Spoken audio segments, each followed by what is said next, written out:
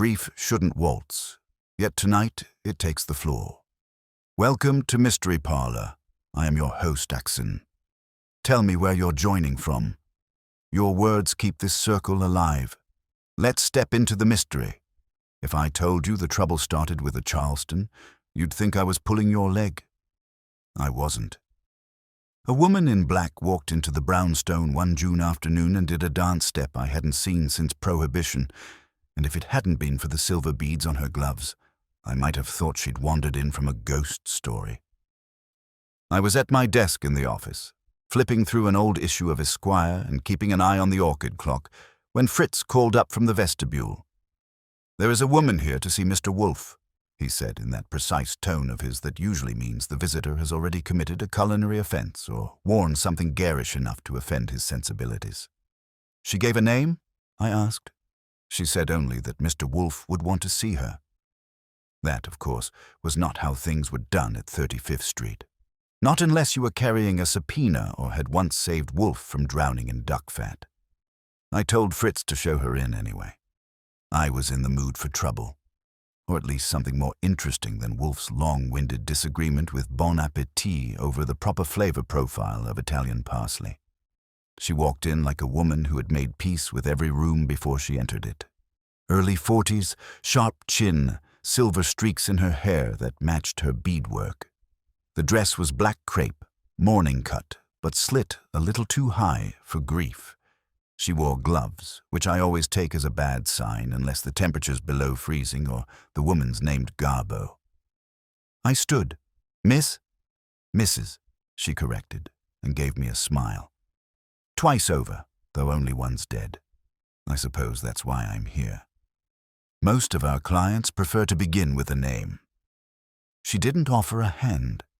Instead, she stepped lightly to the center of the rug, turned out one foot, and did a precise, almost mournful twist of the hips. "The Charleston," she said. "That's how I met Edwin. I danced it at the wrong funeral." That cracked my composure, which isn't easy. "Pardon me? I'll tell Mr. Wolfe." Now, ordinarily, I would have bounced her like a bad check, but she said it with a kind of weary glamour that you don't fake. And when she gave me her name, "I am Lenora Vale," I stopped thinking about bouncing and started thinking about lunch. Because if you read the gossip columns, you'd know the Vales, and if you read the financial pages, you'd know them even better.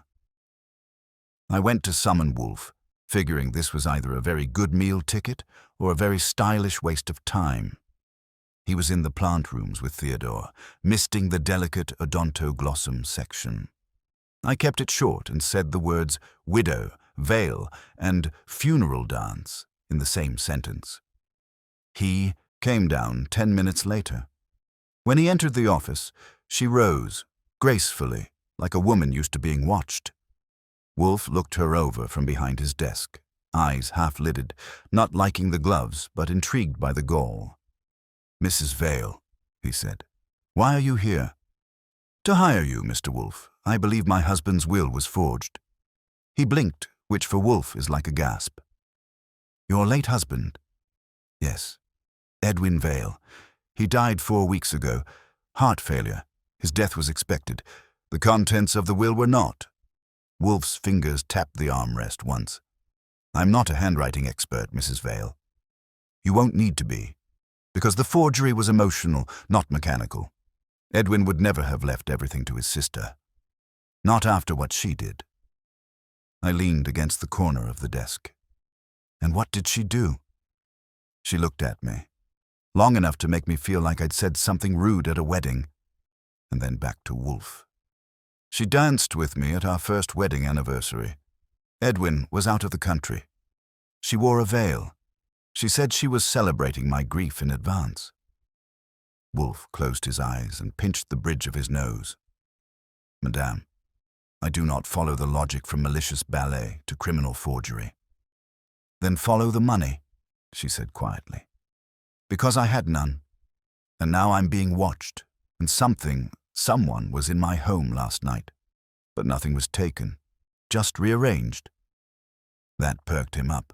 Wolfe has a soft spot for disruptions that don't announce themselves with a scream or a bang. Subtle violations, as he calls them. He opened his eyes. Archie, take the facts. I did, while she peeled off one glove and reached into a small clutch bag. She placed a folded letter on Wolfe's desk. Not the will. Something else. Something sealed in cream-colored paper and tied with black thread. Wolfe didn't touch it. He simply looked at her and said, "Why us?" She gave him the smile of a woman who'd tried charm, tears and threats elsewhere and found them all lacking. "Because everyone else said Edwin died fair and square. And you, Mr. Wolfe, don't play fair. You play smart." She stood. "You'll take the case?"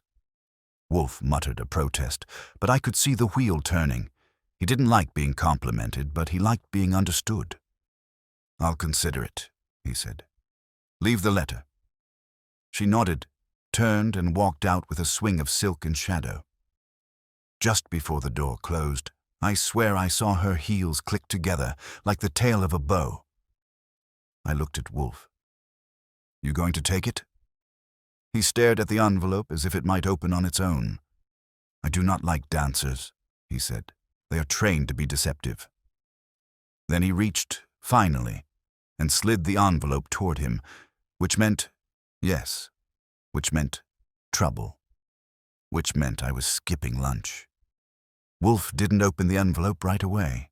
He just sat there, scowling at it like it had insulted his taste in Madeira.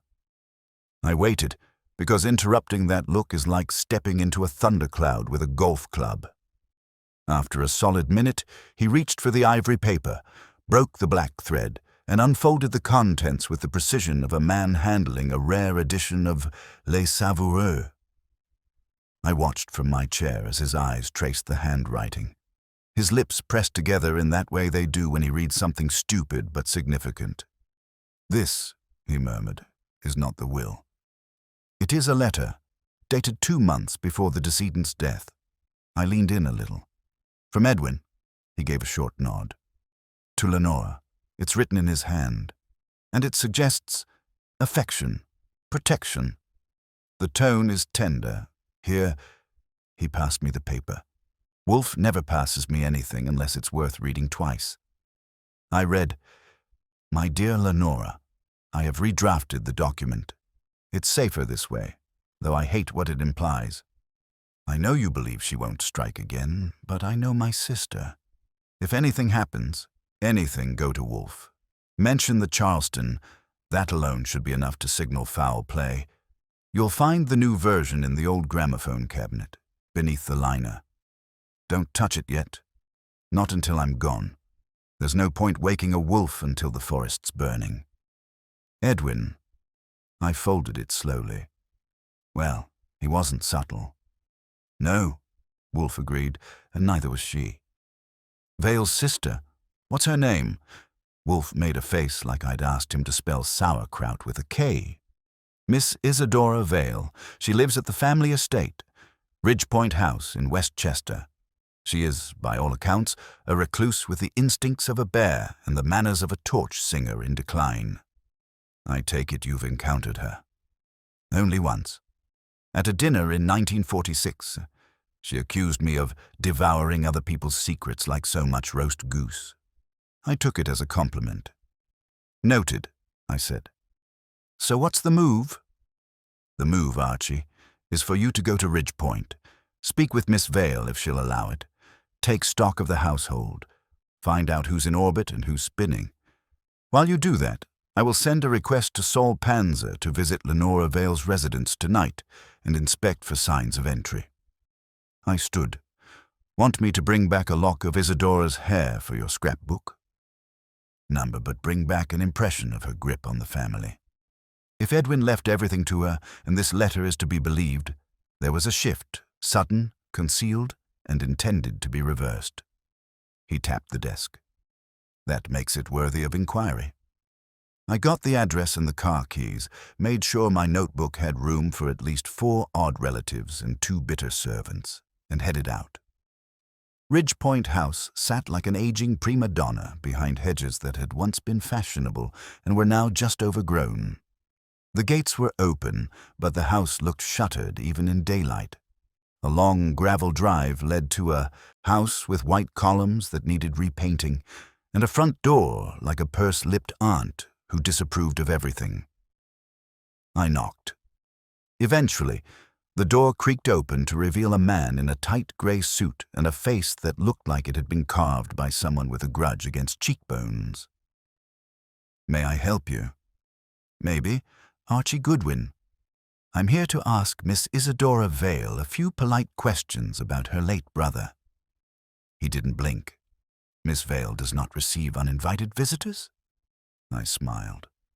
"Fortunately, I'm very charming, and Mr. Wolfe extends his greetings." That last part did something. A tiny tick near his left eye. A muscle memory of disapproval, maybe. "Wait here." He shut the door in my face, which I decided to interpret as progress. 3 minutes later, it opened again, and the man stepped aside like a reluctant usher at a sold-out show. "Miss Vale will see you. Briefly." The parlor looked like no one had used it since Truman was president. All velvet and dark oil paintings and the smell of dried roses, pretending to be authority. Miss Vale was seated in a high-backed chair that made her look like a disappointed duchess. Her hair was iron gray, swept back tight enough to make her temples shine. She wore a brooch that could have stabbed a man, and might have. "You are Wolfe's assistant," she said, without rising. "The note-taker." "The man of action," I corrected. "Wolfe's more the thinker. Between us, we cover the waterfront." "You have 5 minutes." "Fair enough, I'll be blunt. Edwin changed his will. Your name stayed on the building but lost a few floors. Do you know why?" She smiled, not kindly. "My brother was a weak man. He clung to his wife like a leech. I expected no loyalty. And yet you inherited everything. Because I have patience. And now Lenora suspects forgery or manipulation. She thinks someone was in her home last night. Do you? I think people rarely lie about fear. They lie about motive." Her fingers twitched. She looked away. "I have not spoken to Lenora in 7 years. Edwin knew my views." "Which were?" "That she was an opportunist in silk gloves, and Edwin liked to be seduced into weakness." It was sharp, cruel, and clearly rehearsed. But the twitch in her fingers hadn't been. I changed tack. "Who else lives here?" "Just myself and Mr. Harland, my secretary. Occasionally our groundskeeper. The house is quiet, and I like it that way." "Mind if I take a stroll through the library?" "I do mind," she said. "We are not a public institution." I rose. "You've been gracious. I'll see myself out." She nodded once, like a queen declining further audience. I made it back to the car and jotted a few things. The house was guarded, sure, but not fortress level. More pride than paranoia. And yet something felt rehearsed, as if the whole place was pretending it hadn't just buried a man who used to fund the lights. Back at the brownstone, Wolfe was in the office, the envelope sealed again and set aside like an empty wine bottle. He raised a brow at my return. "She was ice with eyebrows," I said, dropping into the red leather chair. "Says she hasn't spoken to Lenora in 7 years. Says Edwin was weak. Says she didn't expect to inherit but wasn't surprised." "She lies," Wolfe said flatly. "Thought so too." "Did she mention a secretary?" "Yeah. Harland. Gray suit. Face like bad weather. Didn't speak except to glare." Wolfe leaned back. "There was no Harland when I encountered the Vales. She had a companion named Bristow. A woman." I frowned. "So Harland's new. Maybe part of the shift." "Perhaps." He paused. "And you believe her?" "Nope. She was too smooth, and the house felt too clean, if you know what I mean. Like they'd already wiped off the fingerprints." Wolfe grunted. Saul called. That got my attention. He found the gramophone cabinet, He found a false bottom, but no will. I whistled. Someone got there first. Yes, and they rearranged the contents slightly. A photograph out of sequence. A dust ring moved left. So the forest's already burning. Wolfe didn't answer. He just closed his eyes and murmured, "I do not like dancers, but I despise thieves." Dinner that night was duck with orange glaze. Fritz served it with the silence of a man who suspects something ungodly has entered the house, but knows better than to ask. Lenora Vale would return in the morning. The letter had already started the fire. Now Wolfe intended to follow the smoke. The next morning, I found Wolfe in his office, wearing the same expression he'd give to an overcooked Béarnaise. He hadn't moved the letter. It still sat there like a landmine on his desk. That meant two things. He was thinking harder than usual, and he was waiting for something or someone to come disturb the calm. That someone turned out to be Lenora Vale, right on time at 10 a.m., dressed this time in dove grey with a small netted veil over one eye. I admit it gave her a little noir flair, like she'd walked off the set of a sad French film with secrets tucked in her clutch. I showed her into the office and took my usual place. Wolfe inclined his head at her without standing. That's about as warm as he gets. She didn't wait to be asked. "Has anything changed since yesterday?" Wolfe clasped his fingers over his stomach. "Everything and nothing. The letter you brought is useful, but the will it references has vanished. Saul Panzer confirmed it was once hidden, just as your late husband described, but it is no longer there." She sank into the red armchair, slowly as if her bones were catching up to her dread. "So it's gone." "For the moment," Wolfe said, "Miss Vale, Isadora, claims no recent contact with you. 7 years. "She's lying." "Of course," Wolfe said, "but convincingly. Mr. Goodwin will corroborate that she maintained her composure, answered with precision, and gave away only one tell, a slight tremor in the fingers when you were mentioned." Lenora removed her gloves, one finger at a time. She was always calm on the surface, but she hated losing control. Edwin used to say she'd rather poison the house plants than let something bloom without her permission. Wolfe grunted. An apt metaphor. I cut in. "Tell me about Harland. He was there. Grey suit, didn't smile. Miss Vale said he was her secretary." Lenora looked confused. "I don't know him. Edwin never mentioned a secretary. She always kept her staff lean. She said they made the wallpaper wrinkle." Wolfe nodded. "That's a fiction, then. Harland is not just a secretary. I suspect he's the one who found the hidden will." "And took it?" Lenora asked. Wolfe shifted in his chair. "Possibly. Or he merely moved it to be used at a more strategic moment." "Why not destroy it outright?" she asked. "Because it may still be needed," Wolfe said. "Isadora may want leverage. If the will is destroyed, she has none. But if she keeps it, she controls the truth, whether to bury it or parade it out later." Lenora blinked hard. "Then I'm out of options." "No," Wolfe said flatly. "You're out of patience. That is different." He looked at me. "Archie, we need more data. I want a detailed list of everyone in Isadora's inner circle, past and present. Staff, lawyers, advisors, even childhood companions. Start with the firm that managed Edwin's estate. Saul will assist you. Miss Vale." Lenora stood. "You will go home and wait. Do not alter your routine. If someone is watching, we must let them believe you are harmless." She gave a short laugh. "They'll believe it. I've made a career out of looking ornamental." She left the same way she'd arrived, measured, quiet, and far more dangerous than she appeared. I waited until I heard the front door click shut before turning to Wolfe. "So what's the real angle here?" "The same as always," he said. "Money? But with a twist of vengeance. You think Isadora changed the will herself? Number that would require opportunity, which she may not have had. I believe Harland, or whoever he truly is, may be the executor of that deception. Edwin clearly suspected something. This letter was his insurance policy. Pretty thin insurance if the fire already took the house. Not necessarily. A forgery must survive scrutiny, and we haven't applied any yet. I got Saul on the line and arranged to meet him near the Vale family's legal firm. Brenner, Morton, and Dial. A name that sounded like 3 kinds of cigar smoke and a backroom deal. The offices were in Midtown, all glass and beige, with the quiet hum of money being protected by polite boredom. Saul was already inside when I arrived, posing as a courier, with a misdirected envelope.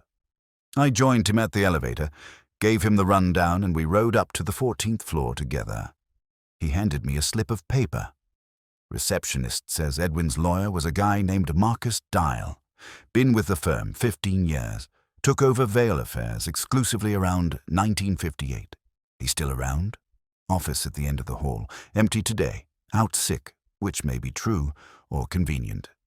We did a quick lap through the outer offices. I noticed 2 secretaries speaking in low tones near a filing cabinet. One of them looked over at me twice.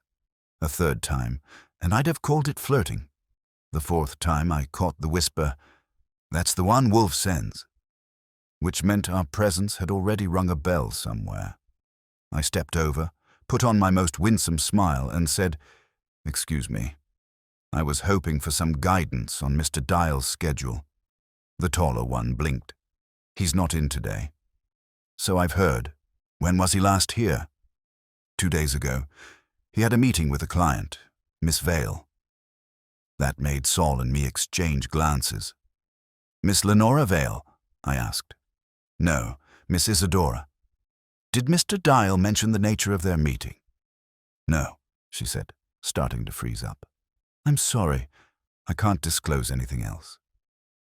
Which told me everything I needed to know.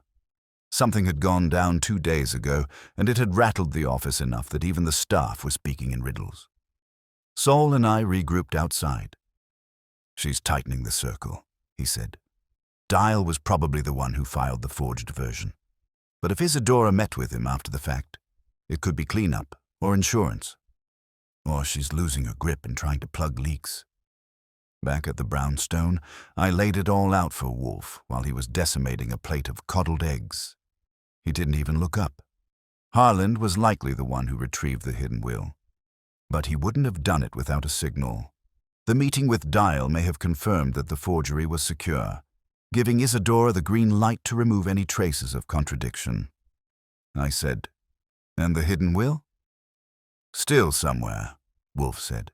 "It may have been moved to the legal firm, or hidden again, or worse, offered as leverage against Lenora in some negotiation yet to occur." I poured myself a cup of coffee. "Want me to shake the tree?" "Not yet," Wolfe said. "We are being watched too. I want them to think we're exactly where they left us, still staring at ashes." There was a long silence. Fritz passed through with a tray, took one look at Wolfe's face, and retreated like a butler from a lost kingdom. Wolfe finally leaned back and sighed. "Tomorrow," he said, "we invite Miss Vale to tea." "Which one?" I asked. He smiled thinly. "The dancer, not the dragon." The stage was being set, and Wolfe, as always, would remain seated while the rest of us moved one step closer to the fire. The next afternoon, the brownstone was quiet. In that way it gets before a storm, not the kind that rips trees out by the roots, but the kind that changes the air pressure just enough to make you uneasy. Fritz had laid out the tea service with his usual composure, but I caught him checking the linen 3 times for lint. That's his version of pacing. Lenora Vale arrived right on the dot of 3, wearing a sapphire silk blouse and a brooch in the shape of a fox. She had the look of someone who had been waiting too long for answers and had decided to wear confidence like armor instead. Wolfe remained in his chair, of course, and barely nodded when I brought her in. She seated herself with less ceremony than before, but I noticed she chose the exact same chair she'd taken during her first visit. That told me she was trying to maintain control, to recreate a sense of calm, something she could measure herself against. "Tea," I offered. She glanced toward Wolfe. "Is he drinking it?" "I most certainly am not," Wolfe said. "Tea is a pale comfort when the matter at hand demands clarity." I poured her a cup anyway. She took it, held it, didn't drink. Wolfe steepled his fingers. "Mrs. Vale, this meeting is not for performance. I asked you here because the balance of deception has tilted. Slightly. That makes it vulnerable." She lowered the cup without sipping.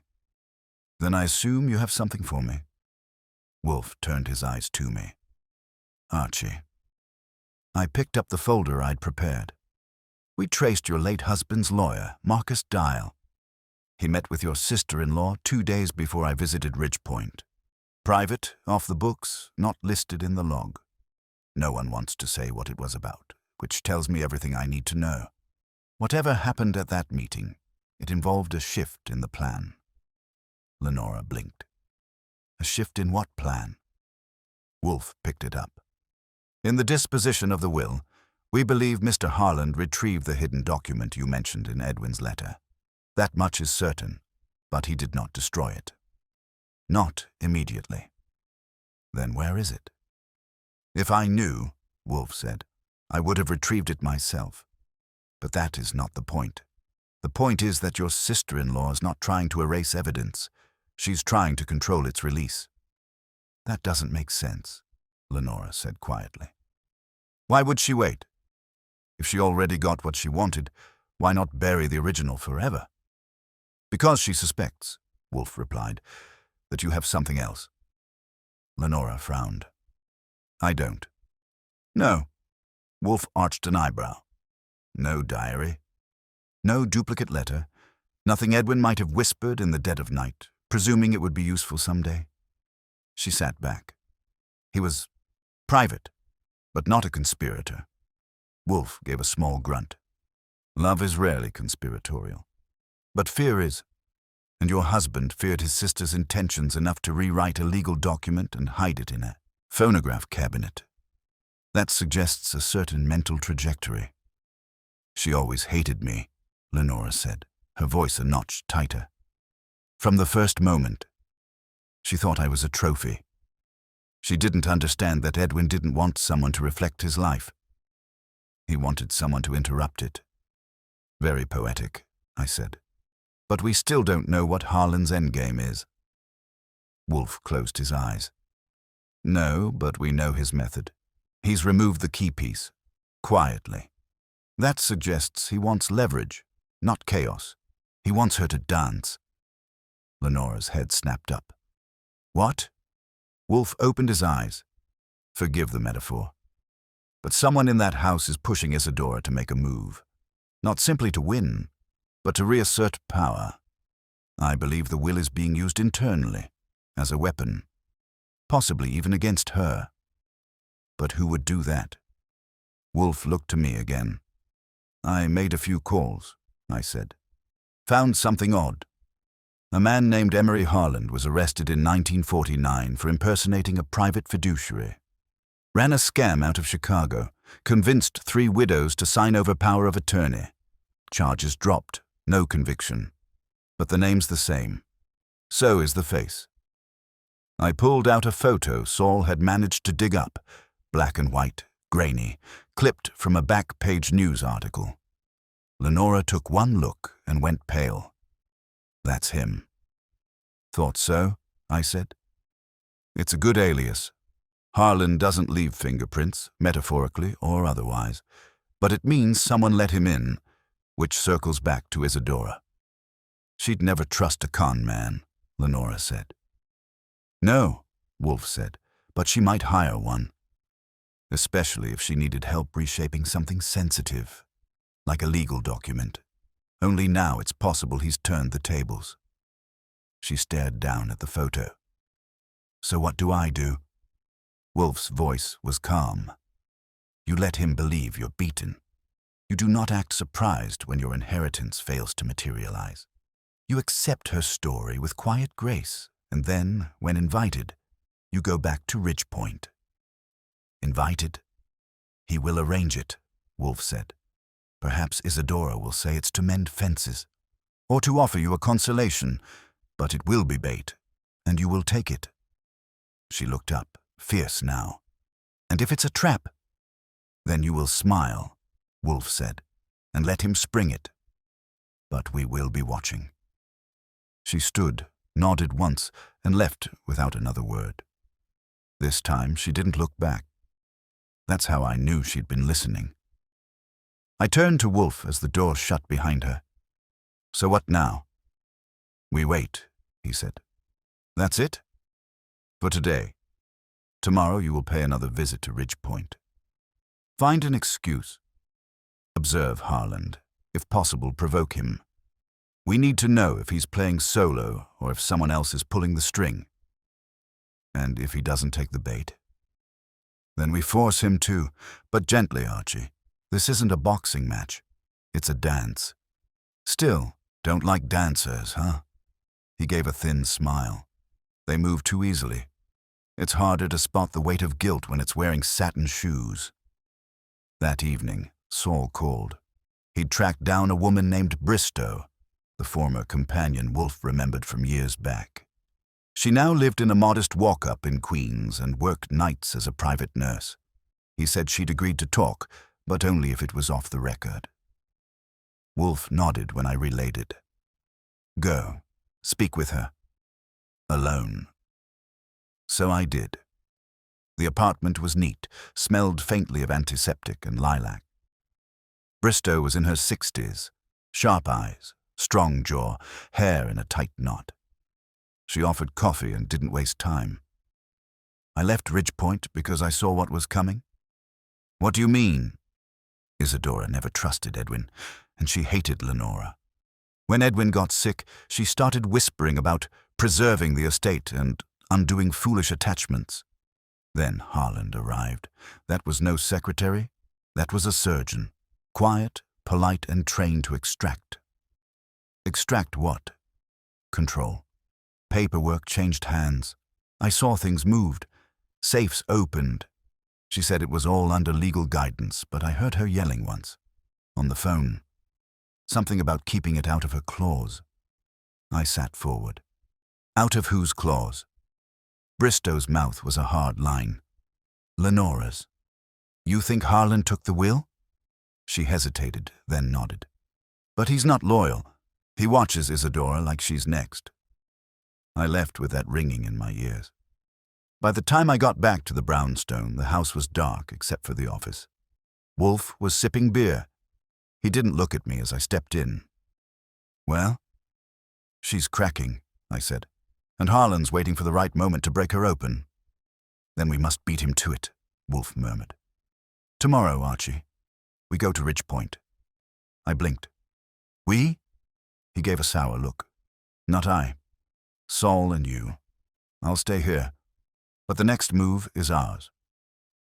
Outside, the night wind turned sharp. Inside, Wolfe picked up the letter again, folded and refolded it like he was counting each edge. Whatever was hidden in Ridge Point was no longer just about money. It was about who would claim the final word and who would be left dancing. By 10 the next morning, Saul Panzer and I were parked on a service road half a mile down from Ridge Point, leaning against my car, sipping coffee that tasted like it had been brewed through a sock. Saul didn't mind. He had that look he gets when he's already 3 moves ahead and just waiting for the rest of the world to catch up. You sure he's there? I asked, nodding toward the Vale estate. Saul gave me the side eye. He hasn't left. I tailed him from Midtown yesterday. Went in through the kitchen entrance just after dusk. Lights stayed on in the east wing till 2. Then nothing. That'd be his room, I muttered, or his lair. He's careful, Saul said, but not subtle. Watched the gates from the parlor twice last night, then moved through the main hallway with a flashlight, checking window latches. The kind of nervous that comes from guarding something you don't own. Which means he's hiding it, I said, or waiting for someone else to make the first mistake. I finished the coffee and tossed the cup. Let's go knock. Ridgepoint didn't look any more inviting by day than it had at dusk. The lawn had been trimmed, but too late. The hedges looked over-pruned, like someone had taken clippers to them out of spite. The whole house had that feel of control spiraling just barely beneath the surface, like a woman trying to hold onto a corset 3 sizes too small. We approached the front door together. This time I didn't knock. I rang, long and twice, just to annoy whoever was on the other side. It was Harland who answered. Same grey suit, same polished shoes, same smile that didn't touch his eyes. "Mr. Goodwin," he said, "and Mr. Panzer, a surprise." "I was in the neighborhood," I said. "Thought we'd say hello." "Miss Vale home?" He stepped aside.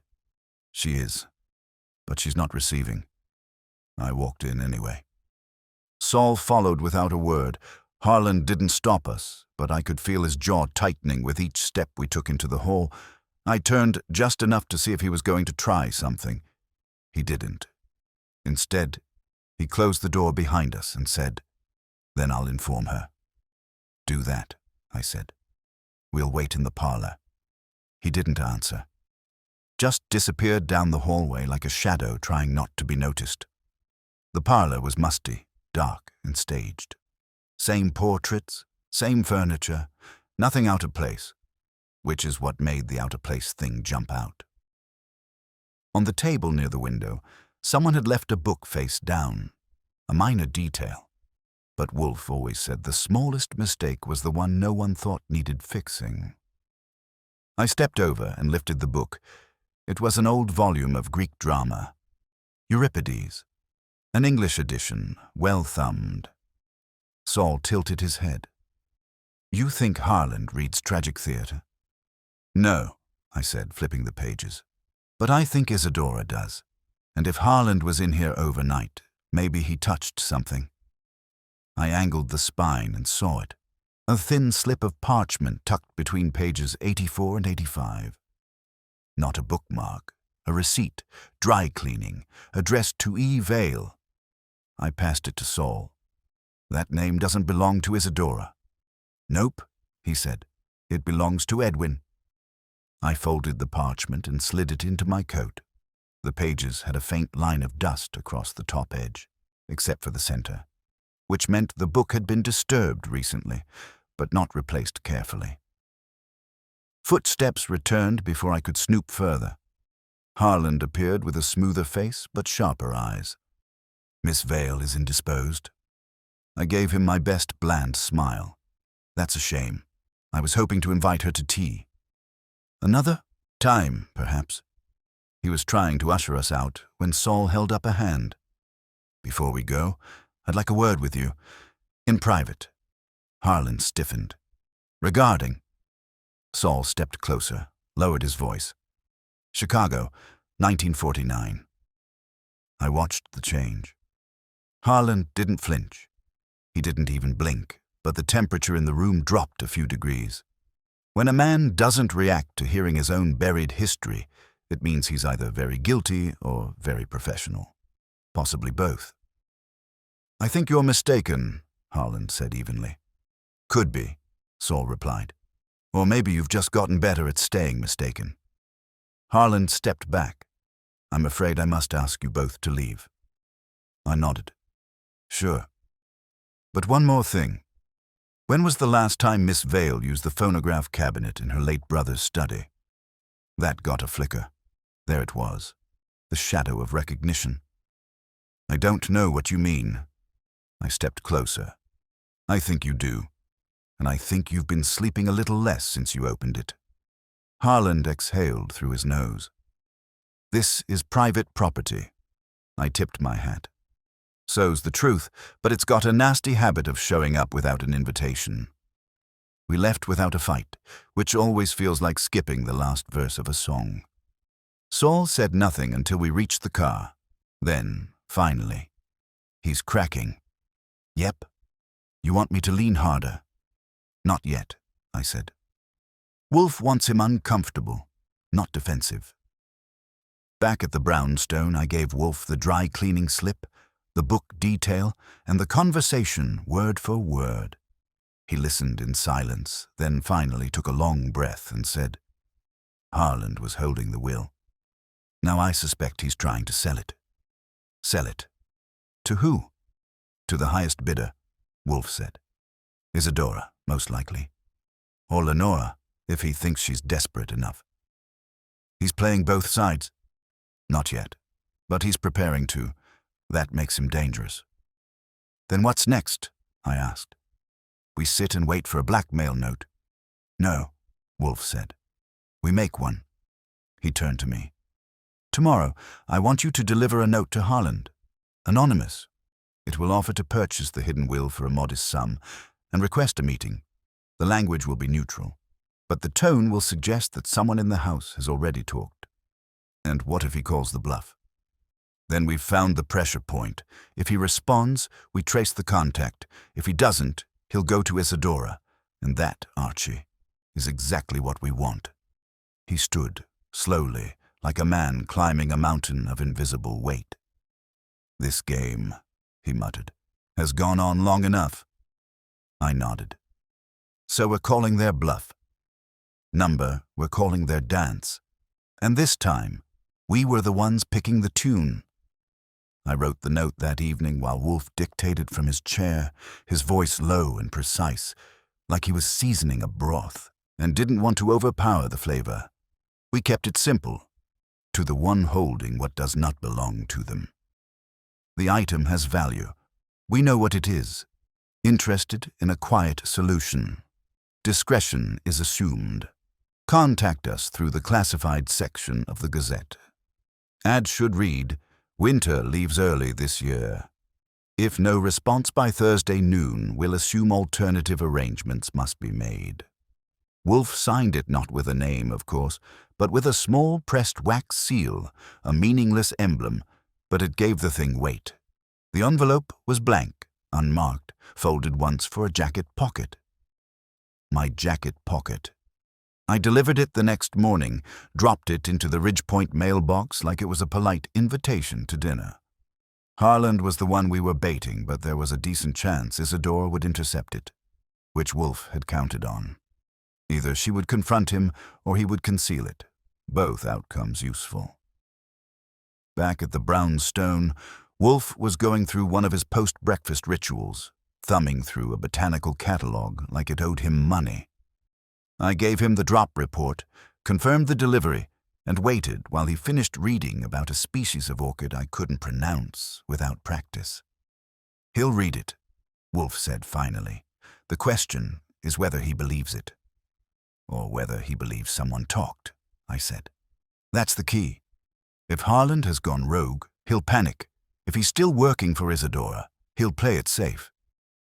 But if he's playing her, then he'll answer." Wolfe nodded, satisfied. "You'll check the Gazette tomorrow morning." I did better than that. I got 2 copies, one to read, one to fold and keep as evidence in case this thing turned into a courtroom drama, which it smelled more like with every hour. Page 14, bottom corner. A 3-line ad nestled between a used Buick and a lost Peking G's. Early frost in Ridgepoint. Tulips won't bloom. Advice welcome. I clipped it and took it straight to Wolfe, who was already in the office with the envelope open on his desk again, the one Lenora had brought.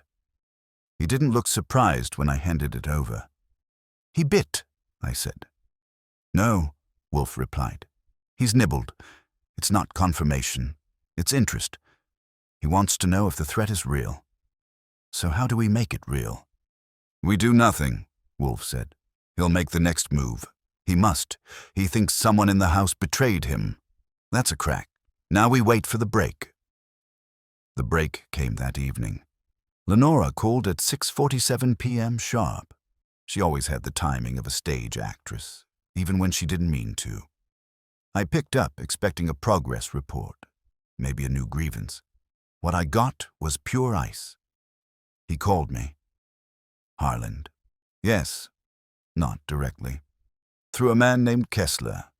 Said he was an independent broker. Wanted to meet. Said he had something that belonged to my husband. Something suppressed." I jotted the name down Where and when? Tomorrow, 11. The Botanical Gardens in the Bronx. The greenhouse, East Wing. Said he'd only speak in person. I covered the receiver and relayed that to Wolfe, who narrowed his eyes like someone had sprinkled pepper on his logic. He wants a public place, Wolfe said. He's nervous. Back on the phone, I asked, "You willing to walk into that meeting?" There was a pause.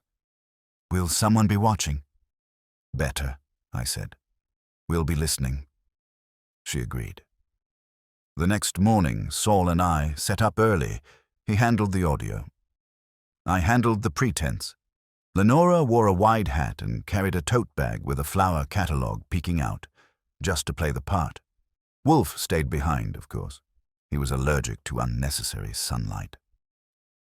At 10:58, a tall man in a dark coat and corduroy gloves walked into the East Wing greenhouse. Kessler, no doubt. He paused by the orchids, figures, and waited. Lenora arrived exactly at 11, glided up to him like she was considering the marigolds and not the moral collapse of her late husband's estate. The mic caught every word. Saul and I listened from the visitor center. "You're Mrs. Vale?" Kessler asked, voice low. "Yes. I represent a party who came into possession of a document your late husband hid. It contradicts the estate filed under probate. And he's willing to part with it. Quietly. For a fee." "How much?" "50,000.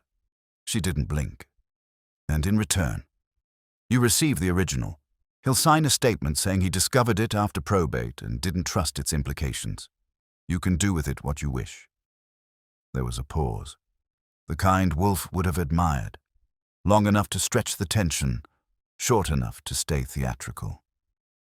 "And what if I don't pay?" she asked.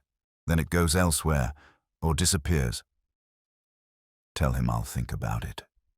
She turned and walked out like she'd just asked for directions to the restroom, so we waited for Kessler to leave.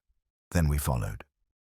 He made 2 turns through the garden paths, checked twice behind him, then made his way to a black sedan parked across the lot. Harland was in the passenger seat. That was all we needed. Back at the brownstone, we played the tape for Wolfe. When it ended, he said nothing for a full 30 seconds. Then, finally, "It's over." "You mean?" "I mean the moment Harland attempted extortion through a third party. He stopped being clever and started being criminal. This is no longer a question of inheritance. It's fraud, conspiracy, and coercion." "Want me to call Inspector Kramer?" "No," Wolfe said. "Not yet. We're not done." I blinked. "What's left?" "The trap," he said. "Now we spring it. All of them. Harland, Isadora, Kessler, everyone involved."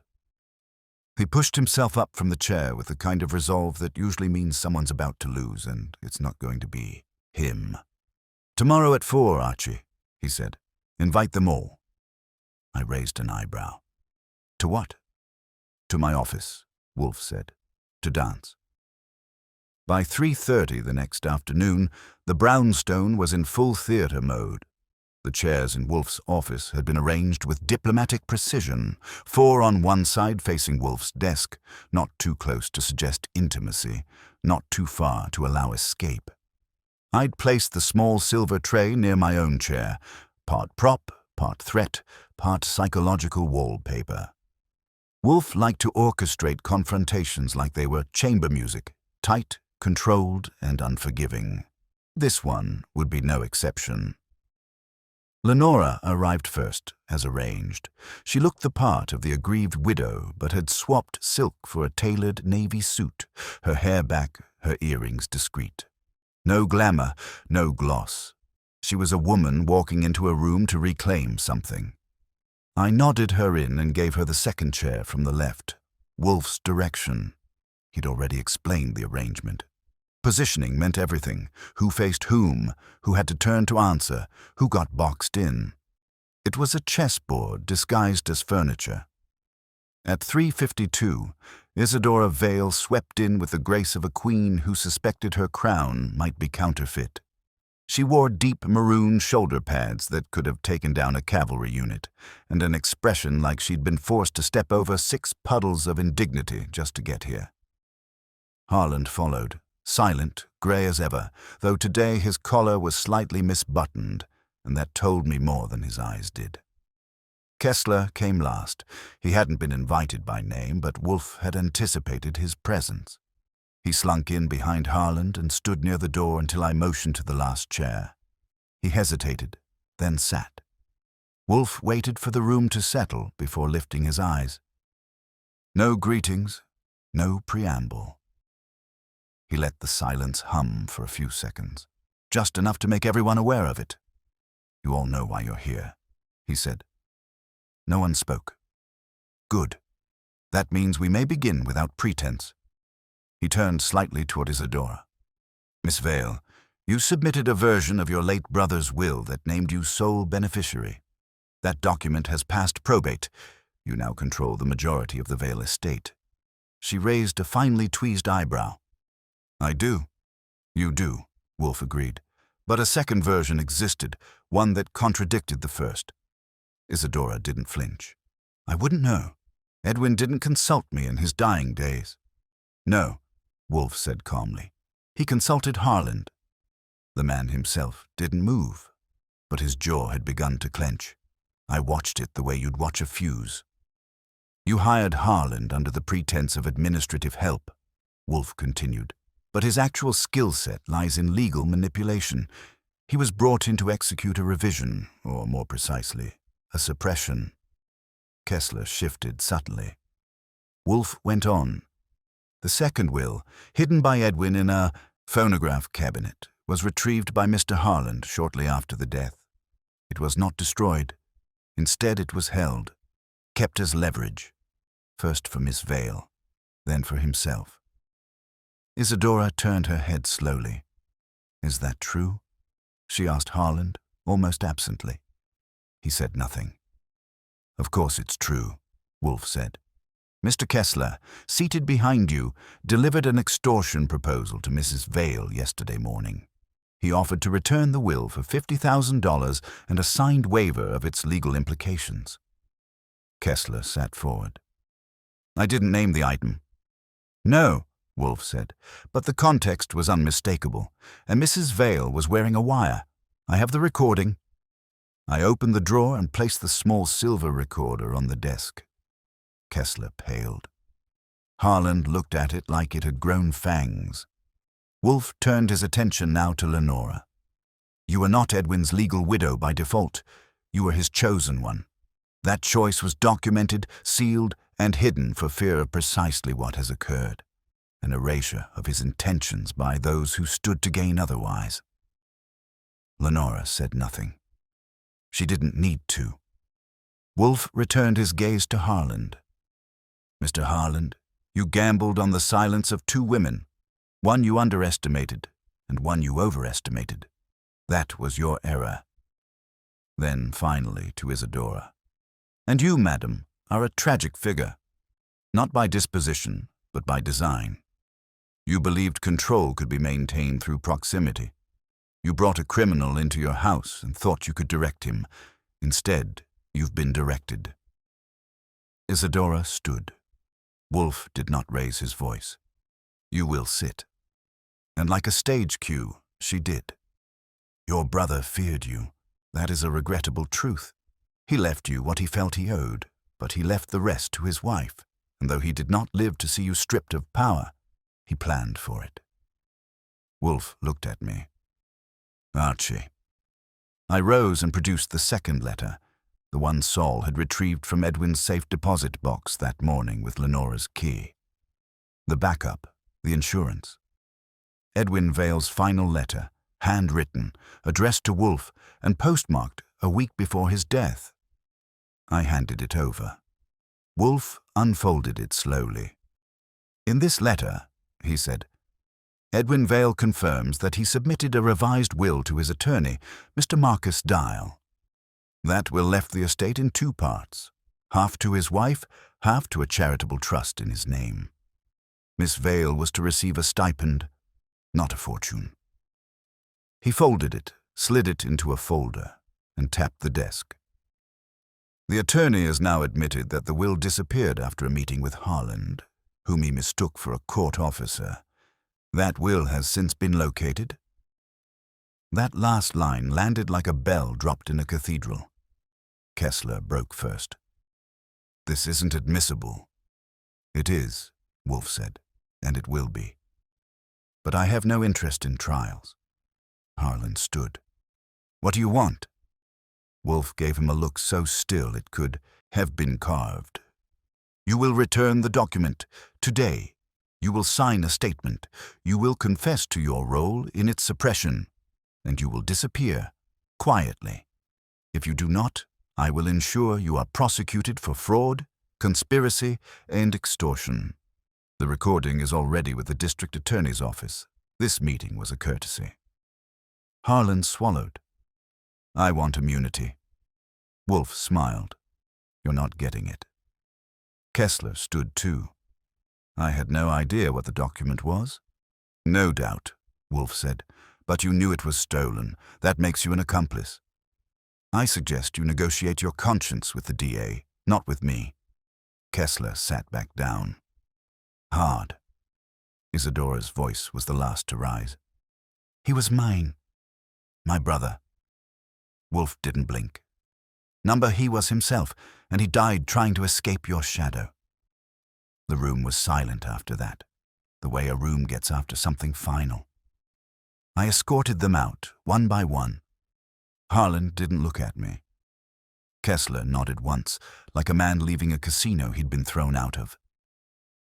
Isadora paused just long enough to glance back at Lenora, then left without a word. Lenora stayed behind. She looked at Wolfe.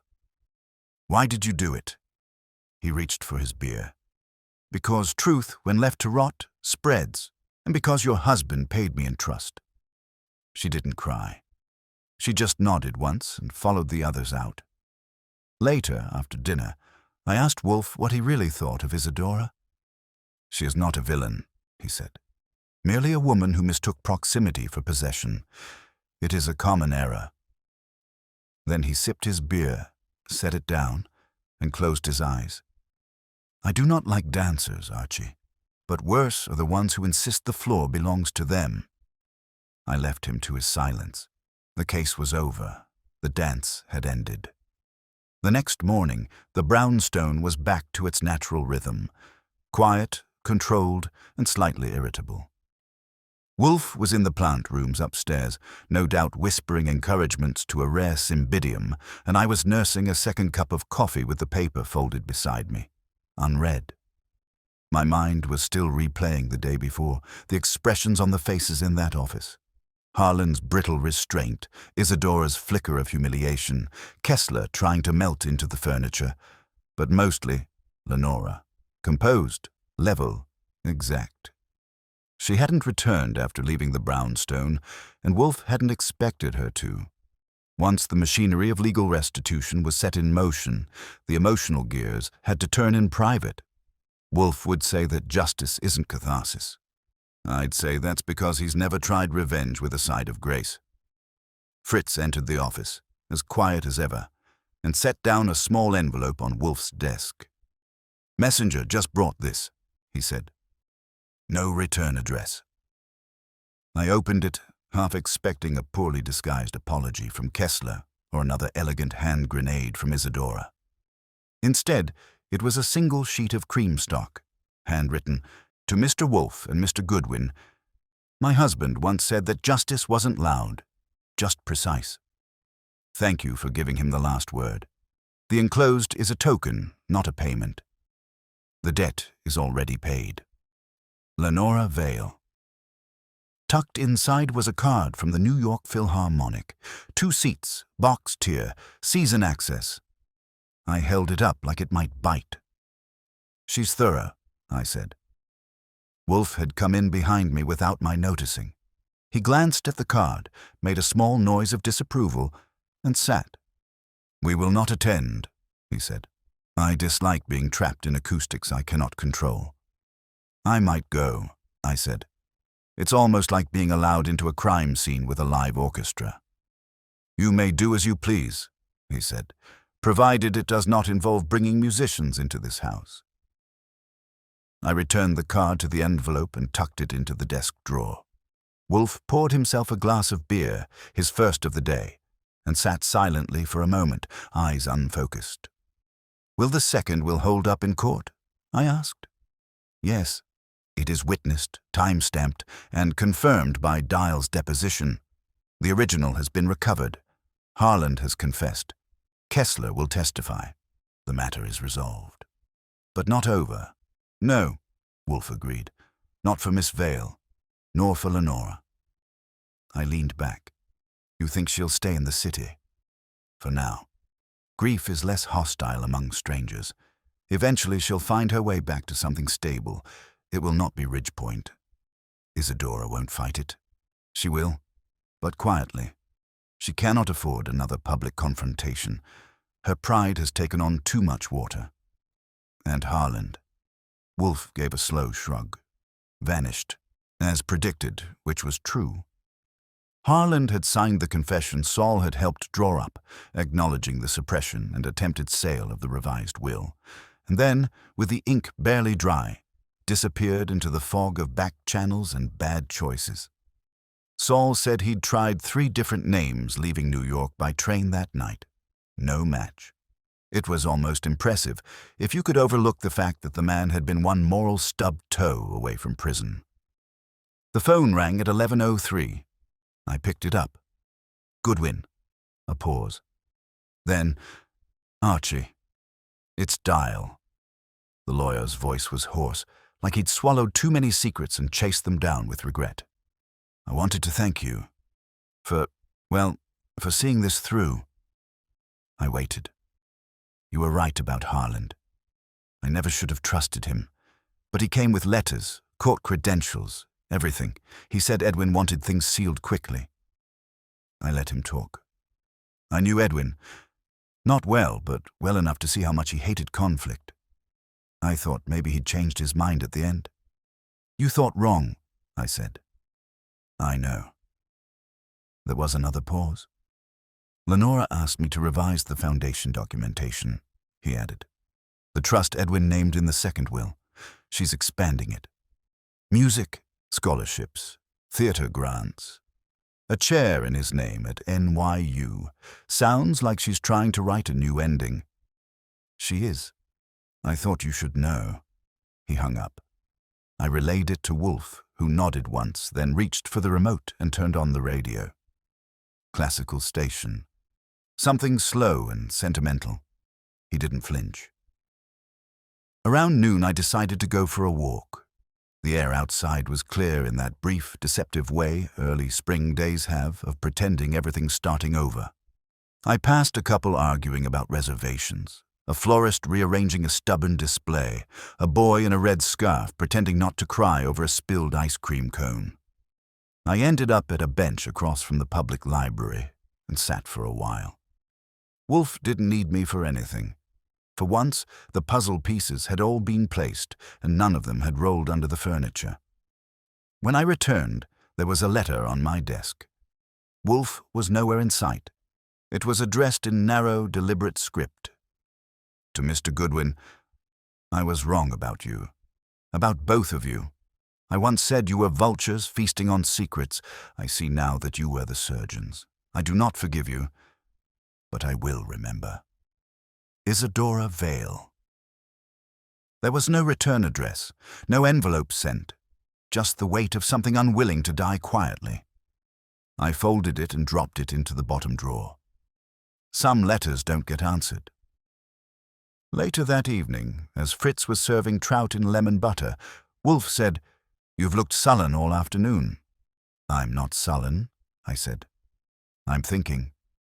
Dangerous." I was thinking about Edwin, about what he said in that letter Lenora first brought us, that you'd know something was wrong if she mentioned the Charleston. Wolfe lifted an eyebrow. "And I still don't know what that dance had to do with it." Wolfe buttered his roll. "Some symbols are chosen not for their meaning," he said, "but for their absurdity. The more specific the nonsense, the more likely the listener will remember it." So it meant nothing. No, he said. It meant trust. He trusted Lenora to say the right nonsense, and he trusted me to understand that nonsense meant danger. He chewed thoughtfully. I told you once, he said, that I do not like dancers. You did. I still don't, he said, but I do respect a woman who knows when the music has stopped and chooses to walk off the floor instead of spinning in place. I raised my glass. 2 exits. He nodded. To timing. Outside, somewhere past the brownstone walls, someone was dancing, but not us. We'd already taken our bows. It was 2 days later when the final thread unraveled itself. Not with a crash or bang, but the rustle of an envelope slid under the brownstone door at 6:20 in the morning. I wasn't up yet. Fritz found it during his first pass through the hallway, and by the time I came down at 8, it was waiting on the dining table next to the orange juice, addressed simply in a familiar hand. To Mr. Wolfe. In case you require a coda. Some of us never quite know when to leave the stage. LV. I carried it to the office, flipped the lock, and laid it on Wolfe's desk like a peace offering to a god who already knew what you were going to ask. He didn't look up from the volume of Tamerlane he was leafing through, but he gestured once, and I opened it. Inside was a photograph. Black and white, slightly grainy, clearly scanned from an older print. It showed Edwin and Lenora standing in a modest backyard garden. He had one hand at his temple in a mock salute, and she was barefoot in a long skirt, mid-laugh. Pinned to the corner of the photo was a note typed in perfect alignment. The original will is now with my solicitor. The foundation is underway. I have no intention of contesting Isadora's stipend. Let her keep her shadows. I'll build in the light. Nero Wolfe finally looked up and studied the photo for a few seconds longer than he usually afforded sentiment. She's making a public exit, I said. No, he murmured. She's drawing the curtain.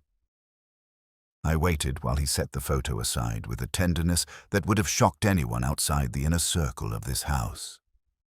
Wolfe had always claimed emotion was for poets and orphans, but now and then, in rare and quiet moments, he let it pass through him like a breeze through heavy curtains. Noticeable, but not acknowledged. Are you satisfied, I asked him, with the outcome? He nodded once. It restored what was meant, but not what was lost. That, he said, is not my business. We didn't speak again for a while. I took the photo and slid it into the folder marked Vale, where the case files now rested. Clean copies, transcripts, the signed confession from Harland, and the official copy of Edwin Vale's second will, complete with the DA's stamp of authentication. It wasn't a thick file. Most of our cases weren't.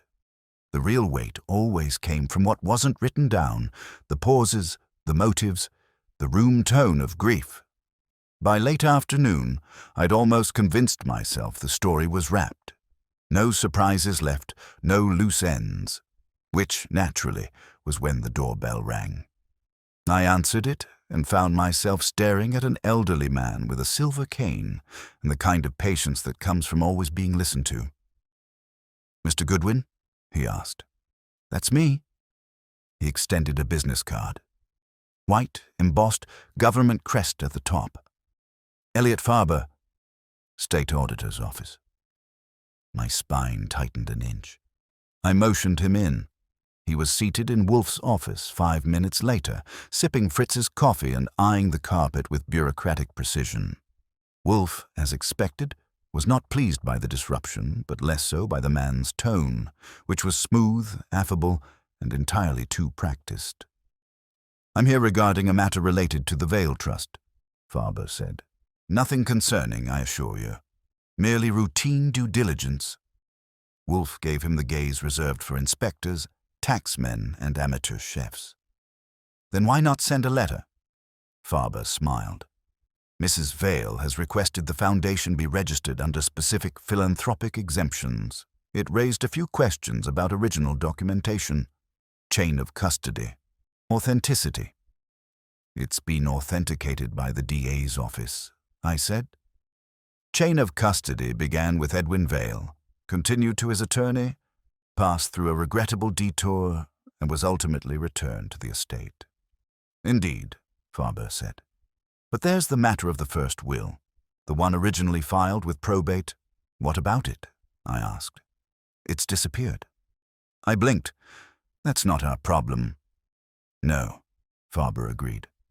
But it's peculiar. Wolfe tapped his fingertips together. Do you suspect the second will was created under duress? He asked, bored. Farber gave a tight smile.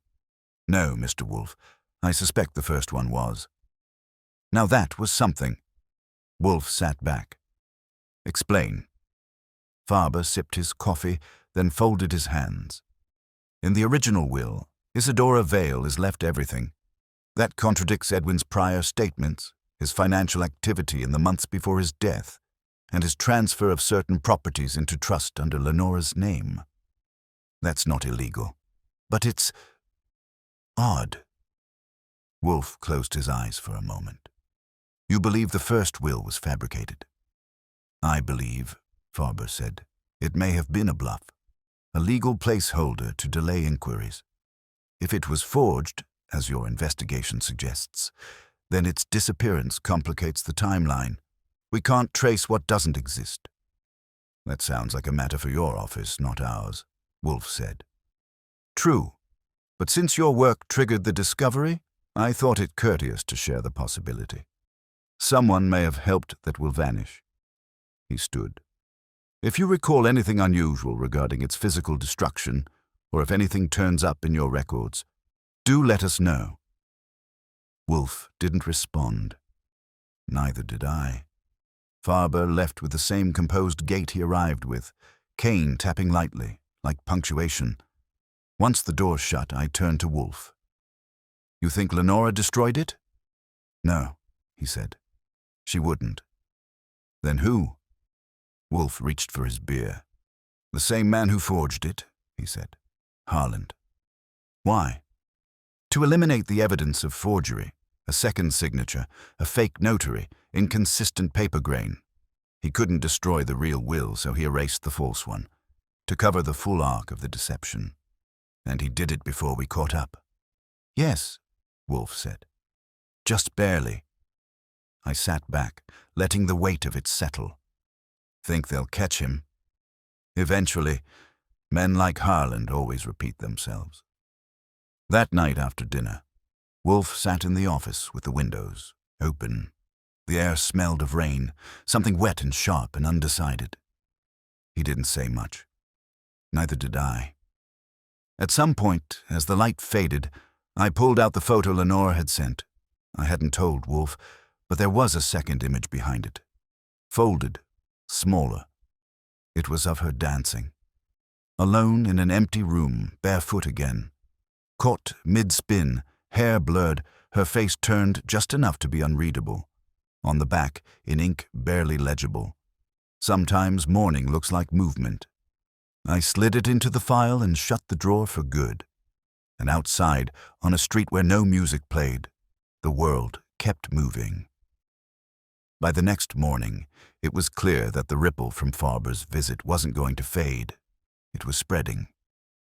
Wolfe, who could usually compartmentalize disruptions the way most men sort laundry, was visibly irked.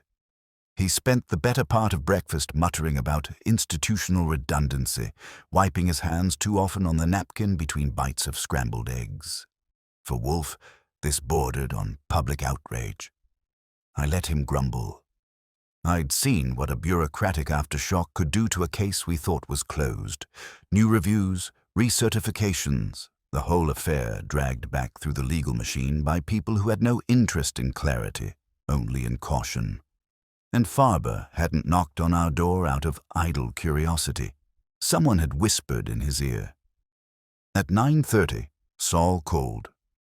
"Thought you'd want to know," he said. "Dial's office had a visitor yesterday afternoon. State investigator. Asked to see every file bearing Vale's name. I tightened my grip on the receiver. And? Dial stalled them. Claimed certain papers were on loan to an estate accountant, others misfiled. Said he needed 24 hours to assemble everything. That clock runs out today. Is Lenora in the loop? Not yet.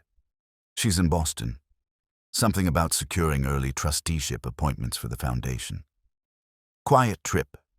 No press. That lined up. But something else was starting to itch. Saul, I said, see if anyone at the auditor's office used to work probate out of Queens in the late 50s. That first will of Edwin's, it got processed too clean for a forgery. Harlan might have done the drafting, but he needed a lift to get it past scrutiny. You thinking inside help? I'm thinking someone who owed him a favor, or a debt. He made a low sound of approval and hung up. I found Wolfe in the office, rearranging the orchids on his desk with more intensity than usual. He'd rotated the small phalaenopsis twice before he acknowledged me. Saul confirmed Farber's visit to Dial's office. As expected, Wolfe said. He also confirmed Lenora's in Boston. That got a pause.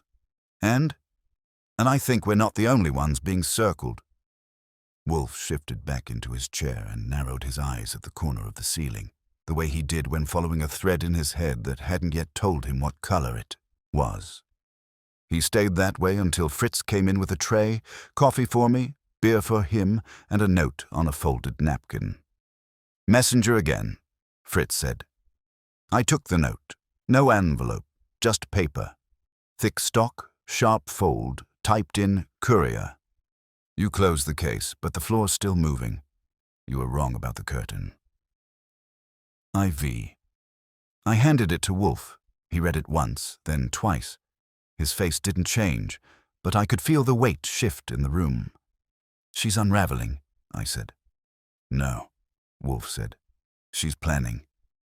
Same thing if the plan's bad enough. She believes she's been erased. That's dangerous. I exhaled. Want me to check Ridge Point? No, Wolfe said. I want you to check the morgue. I blinked.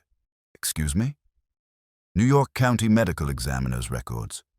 See if Harlan's name, or any alias, pops up in the last 48 hours. You think she killed him? I think she's capable, and I think he might have left something behind. I was at Bellevue by noon, walking the long, cold corridors of administrative death. The ME's office is a special kind of place, cold without being cruel, clean without being kind. I flashed my credentials, smiled in the right places, and name-dropped Wolfe just enough to open a few doors.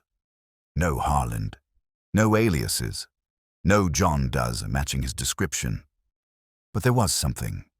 A security report, filed 2 nights ago, describing a man fitting Harlan's build seen trying to access the back offices of the Hall of Records using a forged ID. He'd bolted before police arrived. The badge was fake, the jacket discarded in a trash bin. But the name on the badge? E. Farber. I made it back to the brownstone before 2. He's still here, I said, and he's trying to wipe the rest of his trail. Wolfe absorbed that without blinking. He used Farber's name, I added. Not just an alias. He impersonated a state auditor. Wolfe's lips drew together into a single, tight line. He's accelerating. Because he knows we're not the only ones looking. Because he knows Isadora is. We sat in silence for a moment, the late light slanting across the carpet. The city was humming outside, but inside the brownstone it was something else. Like being underwater just before a storm surge hits. Do you think she's helping him? I asked. No, Wolfe said. She's hunting him. Why now? Because she wants control of the narrative, he said. Lenora's foundation, the revised will, the public sentiment. It's all slipping away from her. If Harlan resurfaces, he can rewrite it again. So she's trying to silence the last author? Wolfe nodded. And we're in her way. That night Saul called again. I found it, he said. One of the original probate clerks who passed the first will through without red flags. Name's M. Donnellan, retired 5 years ago. And? Guess who signed off on Harlan's original fake credentials? Donnellan? His cousin, state clerk, retired 6 months ago. I let that sit. You want me to lean harder? He asked. No, I said. Stay put. Wolfe might have another move. I hung up and found Wolfe exactly where I left him, staring at the note from Isadora as if it were written in invisible ink. We have 2 paths, I said. Wait for Isadora to make a mistake, or flush Harlan before she gets to him. Wolfe shook his head. She won't make a mistake. Not now. And Harlan won't come to us willingly. So what's left? He leaned forward. We bait the ghost. The next morning, I drafted a fake headline. It read, Estate witness returns to New York. DA confirms Harlan may testify. I slipped it into an envelope marked Legal Courier and sent it straight to Ridgepoint. No return address. Just enough to rattle her. Just enough to make her come knocking. And when she did, we'd be waiting, with the lights on, the curtains pulled, and Wolfe, unmoving as ever, seated in his chair like the judge of a stage she thought she still owned. The rain came down steady that night, not loud but persistent, the kind of rain that makes the streetlights look softer and the shadows stretch farther than they should. Inside the brownstone, the lights were dimmed just enough to feel deliberate. Wolfe had refused dinner, which meant something was coming. I had already checked the front buzzer twice without reason. Fritz hovered in the kitchen like a man rehearsing excuses to stay useful. At 8:06, the doorbell rang. I opened it. Isadora Vale stood there without an umbrella, her maroon coat clinging to her like velvet armor, soaked dark at the cuffs. Her hair was tied back in a tight twist, and her eyes were sharper than I'd ever seen them. She didn't speak. She simply stepped in, leaving a trail of rainwater behind her. I took her coat and said nothing. Wolfe didn't rise when she entered the office. He only gestured to the chair across from his desk. Please. She sat with grace, but none of the pageantry. No gloves, no jewelry, just a folder tucked under one arm. She placed it on the desk and pushed it toward him. He didn't touch it. It's what he kept, she said. Harlan, notes, drafts, a copy of the first forgery. Proof of the manipulation, the statements, the signatures, the Clark connection, all of it. He left it in a safe deposit box, under an old alias. I blinked. You found him? She looked at me, then at Wolfe. I followed the name you leaked, the phony headline, the courier who never was. He bought a bus ticket under it last week. I intercepted him in Syracuse. My throat dried. You killed him. No, she said softly. I scared him. Wolfe spoke at last. He gave you that? She nodded. He thought I'd destroy it, but I won't. I moved to pick up the folder. Wolfe's hand stopped me. I'll ask you again, Wolfe said. Why are you here? She sat very still. I wanted you to see it, to know I wasn't mad or vindictive. I didn't forge that first will. I only accepted it until it was too late to undo the lie cleanly. And now? Wolfe asked. She breathed in. Now I won't contest the trust or the new will or anything else. Let Lenora build whatever she likes. It won't last. That, Wolfe said, is your pride speaking, not your mind. She didn't respond. After a long moment, Wolfe finally reached forward and lifted the folder. He flipped it open, scanned the first page, and closed it again. It's enough, he said. More than enough. Then we're finished, she said, standing. You never began, Wolfe replied. She gave the smallest nod. To me, not him. Then she walked out, back into the rain where shadows blur and meanings wash clean if you stand still long enough. I didn't follow. After she was gone, Wolfe sat with the folder in his lap, unopened again. His fingers tapped it once, then twice. She expected absolution, I said. No, Wolfe said. She expected permanence. She'll settle for silence. I sat down across from him. You think she'll come back? To the house? Never. To Lenora? Only in memory. The phone rang at 9:43. I answered. It was Lenora. I read the headline, she said. It was a bluff, wasn't it? Partly, I said. He was in the city. We just didn't know how close. There was a pause. Isadora sent me a letter, no apology, just a photograph. I waited. It was of Edwin, young, smiling, standing on the lawn at Ridgepoint, arms open wide like he was about to catch a gust of wind. She still had that. Yes, she said, which means she never forgot what it looked like when he was free. She thanked me, quietly, then hung up. I told Wolfe. He closed his eyes, leaned back, and said nothing. I stayed in the office after he left, flipping through the folder page by page. Harlan's notes were meticulous. He had tracked everything: who paid, who forged, who folded. He even kept a receipt from the envelope he used to mail the original will to the wrong office. He was a coward, but a thorough one. I filed the folder in the cabinet and turned off the light. The next morning, the brownstone returned to routine. Fritz served baked eggs and toast points. Wolfe resumed muttering about hybrid orchids.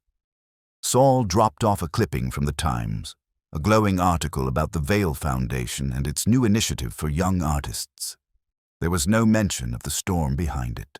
No headline for the widow who danced. No footnote for the woman who watched from the wings and finally let go. Just music, rising from silence, and then fading again. Because some justice doesn't echo. It just leaves the room quietly and shuts the door behind it. It's the door behind it. It's the door behind it. It's the door behind it. It's the door behind it. It's the door behind it. It's the door behind it. It's the door behind it. It's the door behind it.